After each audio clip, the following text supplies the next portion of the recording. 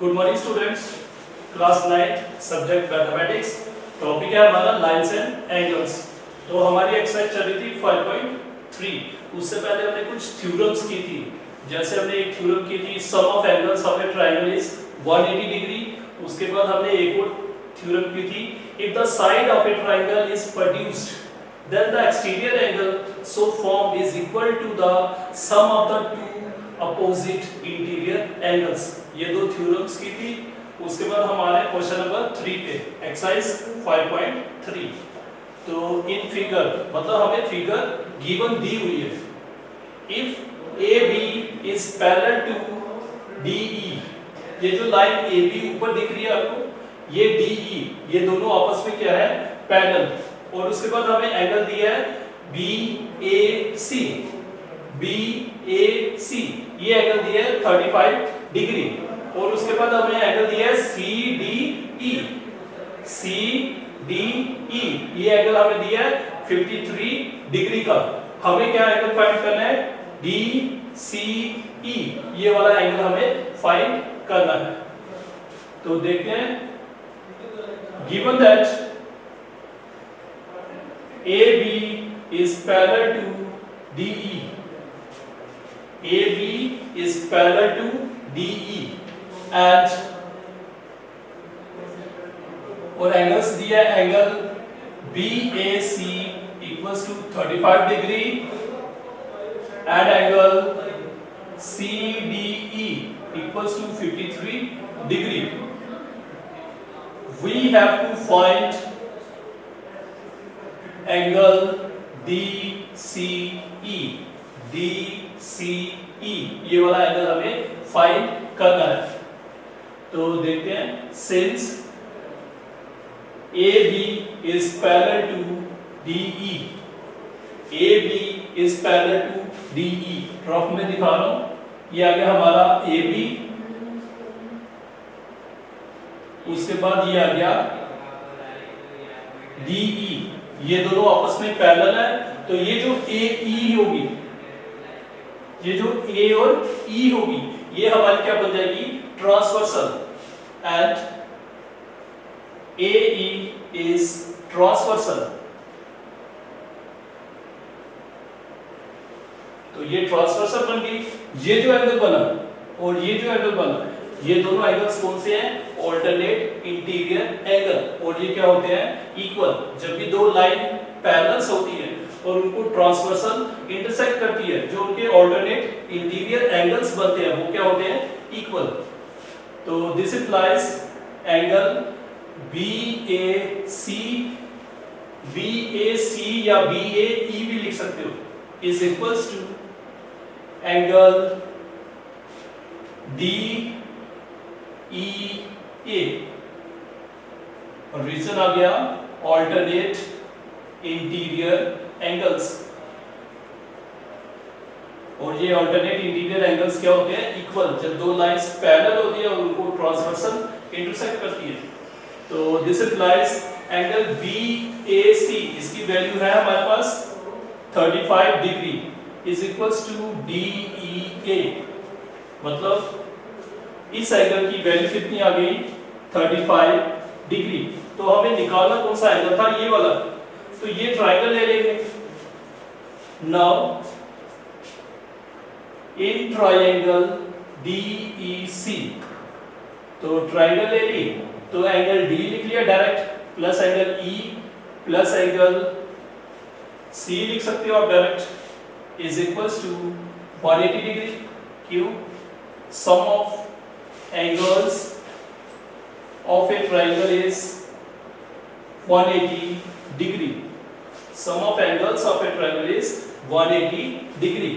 तो this implies angle D कितना दिया है हमें, 53 डिग्री प्लस एंगल E जो अभी हमने निकाला, या हम इसको DEA भी नाम लिख सकते हैं।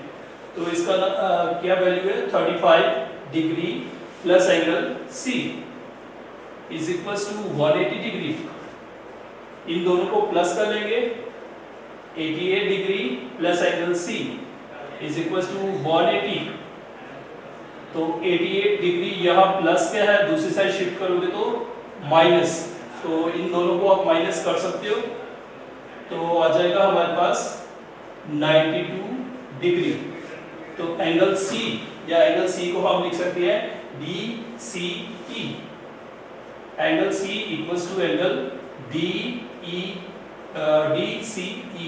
Is equals to 92 degree. तो हमें यही फाइंड करना था। एक बार दोबारा देखते हैं इसी क्वेश्चन को। हमारे पास डायग्राम गिवन थी, AB और DE ये आपस में क्या थी, पैरेलल। तो और एंगल हमें ये दिया था और ये एंगल दिया हुआ था, हमें ये वाला एंगल फाइंड करना था।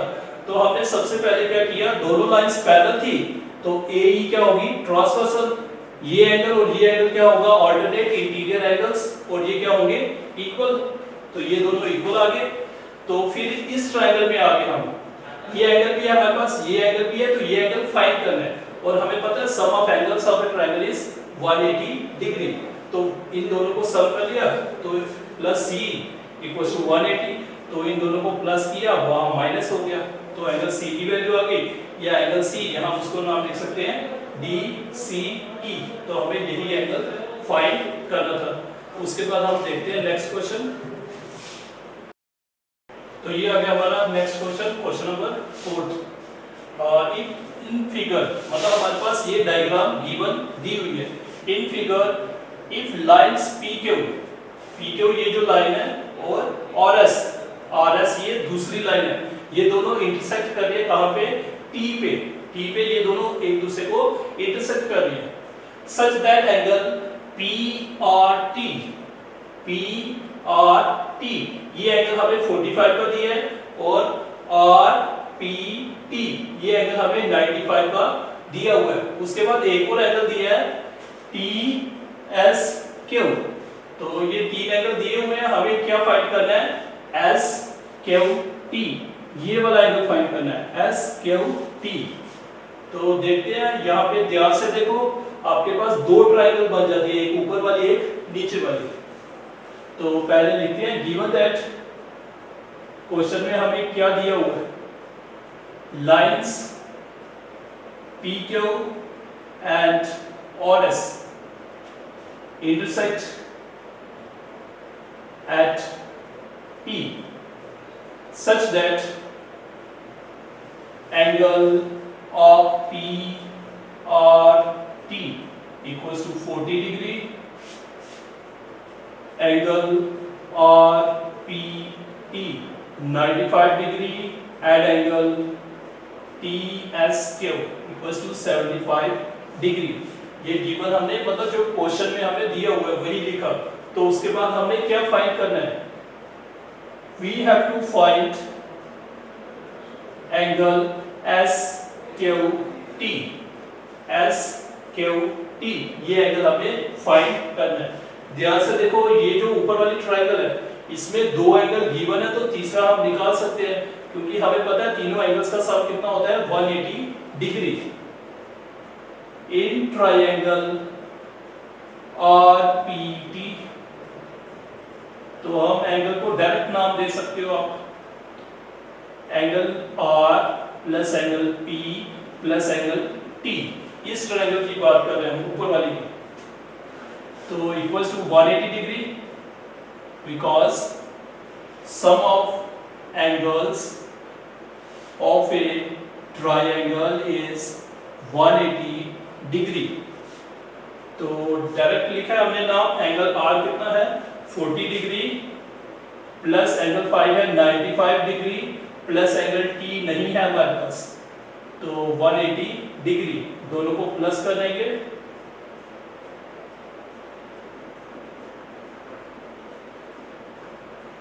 तो angle T is equals to 180 minus 135 degree.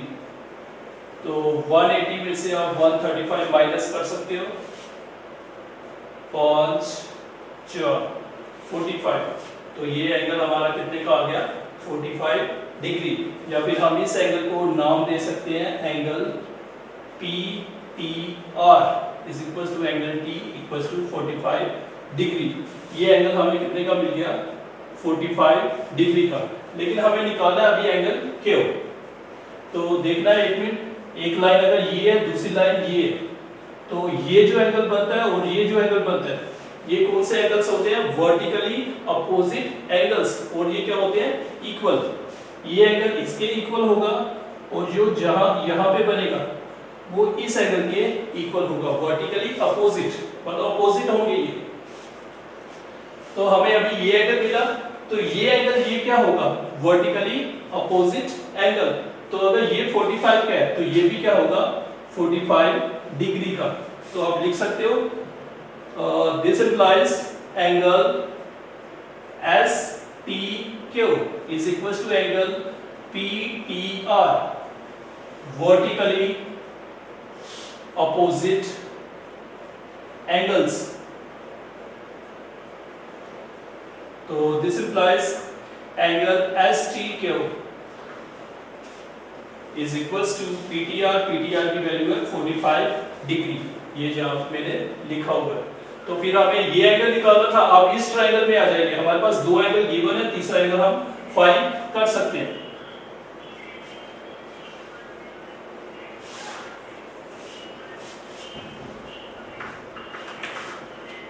तो in triangle also in triangle TSQ, तो angle T plus angle S plus angle Q equals to 180 degree.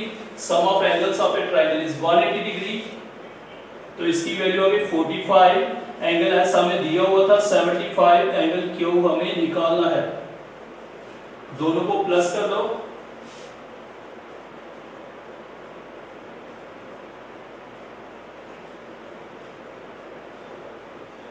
तो एंगल Q की वैल्यू आ जाएगी हमारे पास 180 माइनस 120, तो आ गया 60 डिग्री। तो एंगल Q लिख सकते हो या फिर उसको हम एंगल दे सकते हैं SQT equals to angle Q is equals to 60 degree. तो हमें यही फाइंड करना था। तो दोबारा देखते हैं, डायग्राम से ही देखते हैं। हमारे पास ये दो एंगल गिवन थे, तीसरा एंगल हमने कैसे निकाला? Sum of angles of a triangle is 180 degree, वहां से तीसरा एंगल मिल गया। तो एक लाइन ये थी, दूसरी लाइन ये थी। ये एंगल और ये एंगल वर्टिकली अपोजिट एंगल्स होते हैं और ये क्या होते हैं? इक्वल। फिर हम नीचे वाले ट्रायंगल में आ जाते हैं। हमारे पास दो एंगल है, तीसरा एंगल कैसे निकालेंगे? वैसे ही sum of angles of a triangle is 180 degree. दो एंगल्स ये है तो 180 में से इन दोनों को निकाल लेंगे तो तीसरा वाला एंगल हमें फाइंड हो जाएगा। तो ओके स्टूडेंट्स, आज हम इतना ही करेंगे, बाकी हम नेक्स्ट लेक्चर में करेंगे। ओके।